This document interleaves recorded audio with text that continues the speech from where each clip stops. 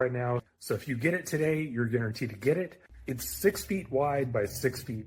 It's a 6 foot square, but it's kind of like in a U shape. It's 1.5 feet wide. So you can get in there and do all your gardening without having to reach over really far. Let me show you what it looks like on the picture. But here's the box. It comes in this little box. It is really heavy. It's probably a good 50, 60 pounds. Yeah, it's 1.5 feet tall, so it's not very big. You don't have to buy a whole lot of soil to fill this thing up. So spring is